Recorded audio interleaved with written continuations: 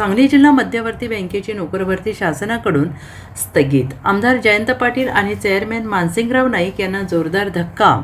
आमदार गोपीचंद पडळकर यांच्या मागणीला अखेर यश. या संदर्भात आमदार सदाभाऊ खोत आणि आमदार गोपीचंद पडळकर यांनी शासनाकडे गंभीर आक्षेप नोंदवत ही भरती तातडीनं थांबवण्याची मागणी केली होती. पत्रकारांशी बोलताना आमदार सदाभाऊ खोत यांनी म्हटलंय की सांगली जिल्ह्यातील जिल्हा बँकेतील अनेक संचालकांची मुदत संपत आली आहे. तसेच रिझर्व्ह बँकेच्या नियमानुसार 10 वर्षांपेक्षा अधिक काळ संचालक राहिलेल्या व्यक्तींना पुढे संचालक म्हणून राहता येत नाही. अशा परिस्थितीत नव्या नोकर भरतीच्या आग्रह धरणे अनेक प्रश्न निर्माण करणारे होते. याशिवाय लेखी परीक्षा झाल्यानंतर बँकेच्या अध्यक्षांकडून उमेदवारांना अतिरिक्त 10 गुण देण्याची तरतूद अत्यंत आक्षेपार्ह होती.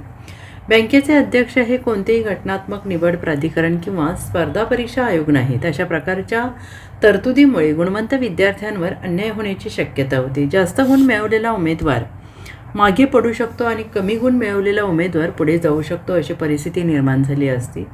बँकेतील कारभाराबाबत यापूर्वी अनेक गंभीर प्रश्न उपस्थित झाले असून त्या संदर्भातील चौकशी सुरू आहे. याशिवाय इतर बाबींची सखोल चौकशी करण्याची मागणी आम्ही शासनाकडे करणार आहोत. राज्य सरकारने या भरतीला स्थगिती देऊन संभाव्य गैरप्रकारांना आळा घालण्याचं काम केलं आहे. त्यामुळे पात्र, गुणवंत आणि अभ्यासू विद्यार्थ्यांना भविष्यात पारदर्शक आणण्यासाठी आणि गुणवत्तेच्या आधारावर नोकरीची संधी मिळेल असा विश्वास दोन्ही आमदारांनी व्यक्त केला आहे. Bureau report, SPN Marathi, Sangli.